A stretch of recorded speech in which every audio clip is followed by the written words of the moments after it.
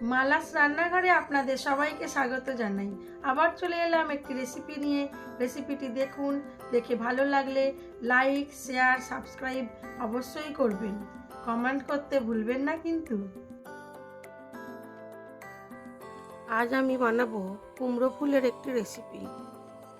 যে রেসিপিটি হলে প্রথম পাতে জাস্ট জমে যাবে। প্রথম পাতে গরম ভাতের সাথে বা একটু ডালের সাথে জাস্ট জমে যাবে। কুমড়ো ফুল নিয়ে নিয়েছি আর এখানে ভিজিয়েছি ছোলার ডাল। ছোলার ডালটা ভালো করে ভিজে গেছে, এবারে খুব ভালো করে ধুয়ে নেব আর ফুলগুলোকে ছাড়িয়ে নেব। ফুলের এই সবুজ অংশগুলো বাদ দিয়ে দেবো, দিয়ে পোকা আছে কিনা দেখে কেটে নিয়ে ভালো করে ধুয়ে নেব। আমার মা এইভাবে করতেন কুমড়ো ফুলের বড়া, খেতে অসাধারণ লাগতো আর এটা খাওয়াও খুব ভালো। প্রথমে ফুলগুলোকে সুন্দর করে ছাড়িয়ে নেব।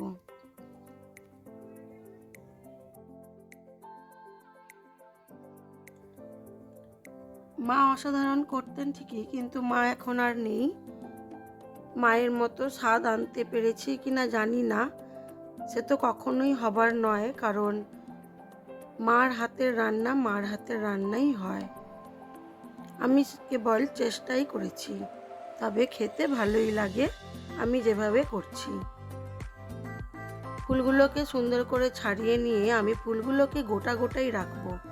অনেকে ফুলগুলো চটকেও নেন, কিন্তু আমি ফুলগুলোকে গোটা গোটাই বড়া ভাজবো। কিভাবে করছি এই ফুলের বড়া সেটাই আপনাদের সাথে শেয়ার করব, চলুন।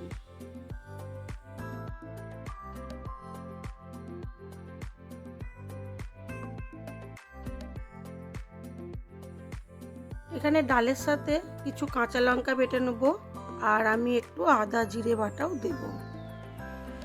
আর ফুলগুলোকে ভালো করে ধুয়ে জল ঝরাতে দিয়েছি। এখানে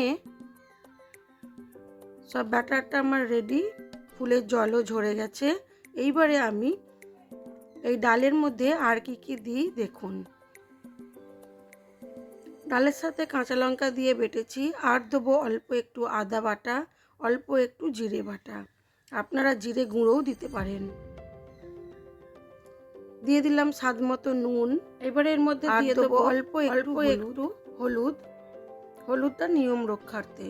দিয়ে দেব কুচানো পেঁয়াজ আর দেবো জিরে বাটা, দিয়ে দিলাম একটু খাবার সোডা।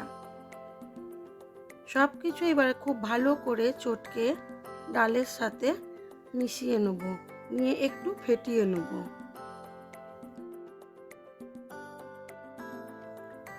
কড়া বসিয়ে দিয়েছি, কড়ার মধ্যে দিয়ে দিলাম পরিমাণ মতো সাদা তেল, আপনারা চাইলে সর্ষের তেলেও করতে পারেন। এবারে ফুলগুলোকে এর মধ্যে ডুবিয়ে ডুবিয়ে ভাজবো, তবে খুব পাতলা আমি ব্যাটারটা করিনি, আপনারা চাইলে একটু পাতলা করতে পারেন। যেহেতু ডালের বড়া একটু শক্ত শক্তই করব, তাতে মুচমুচে হবে। এবারে একে একে ফুলগুলো দিয়ে এগুলোকে লাল করে ভেজে তুলে নেব।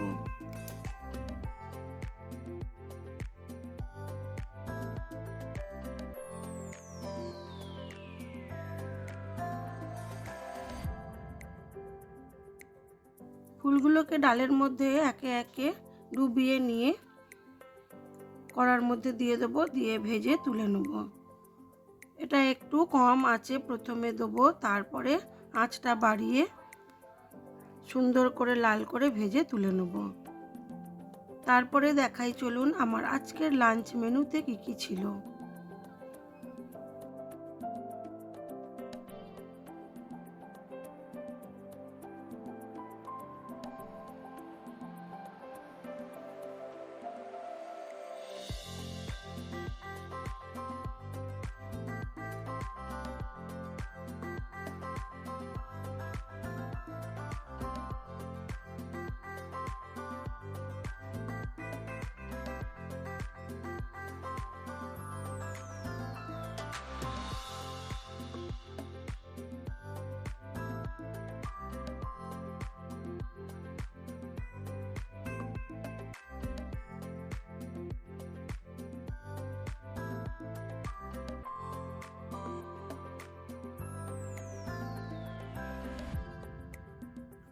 হয়ে গেছে আমার বড়াগুলো ভাজা। এবারে আমি এগুলোকে সার্ভ করে দেবো।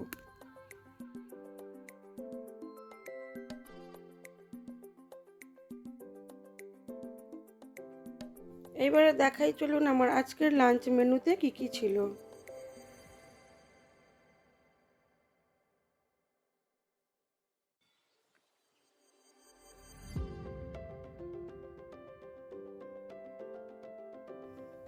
বড়াগুলো কিন্তু খেতে অসাধারণ হয়েছিল এবং খুব মুচমুচেও হয়েছিল।